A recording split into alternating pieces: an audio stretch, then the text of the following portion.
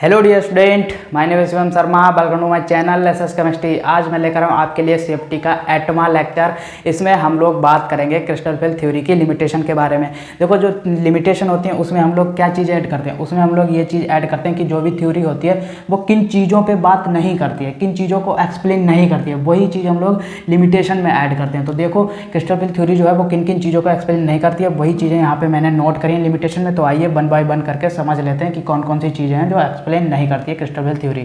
देखो, सारी हेडिंग्स जो हैं वो हम लोग वन बाय वन करके एक्सप्लेन कर रहे हैं। यहाँ पे लिमिटेशन लेके आया हूँ मैं, तो इन चीज़ों को भी मिस मत करो, सारी चीज़ें नोट कर लो, एग्जाम में अच्छे से एक्सप्लेन कर देना सीएफटी को, और 10 से 15 नंबर आसानी से आप कवर कर लेंगे। ठीक है, तो देखो पहली लिमिटेशन क्या है, does not explain the S and P orbital. जो एस ऑर्बिटल होते हैं और पी ऑर्बिटल, उनको एक्सप्लेन नहीं करती है क्रिस्टल फिल थ्योरी। किनको एक्सप्लेन करती है? सिर्फ जो डी ऑर्बिटल्स होते हैं, जो डी ऑर्बिटल्स होते हैं उनको एक्सप्लेन कर दिए क्रिस्टल फिल थ्योरी, एस और पी को एक्सप्लेन नहीं करती है। ठीक है, तो ये चीज़ अच्छे से समझ लेना।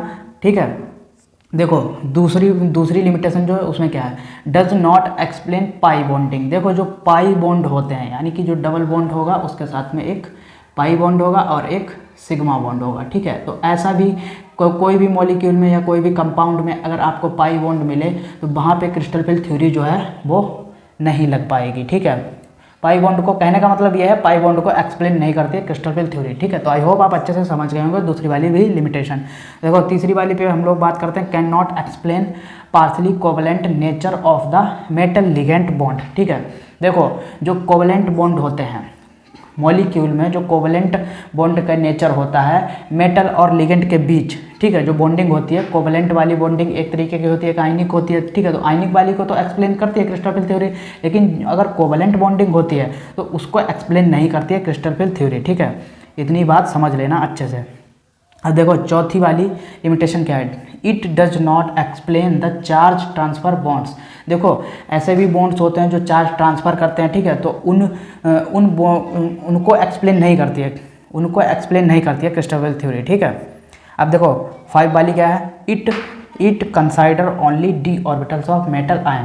देखो, जो मेटल आयन होते हैं उनके डी ऑर्बिटल्स को केवल एक्सप्लेन करती है, बाकी यहाँ पे भी पहले में भी बताया गया एस और पी और एफ को एक्सप्लेन नहीं करती है। ठीक है, क्रिस्टल फिल थ्योरी जो है वो डी ऑर्बिटल्स को ओनली एक्सप्लेन करती है। ठीक है, तो इस लेक्चर में हम लोगों ने क्रिस्टल फिल थ्योरी की लिमिटेशन के बारे में बात करी। ठीक है, तो अगले लेक्चर में हम लोग बात करेंगे इसकी एप्लीकेशंस के बारे में। आज के लिए बस इतना ही, मिलते हैं नेक्स्ट वीडियो में। Bye bye.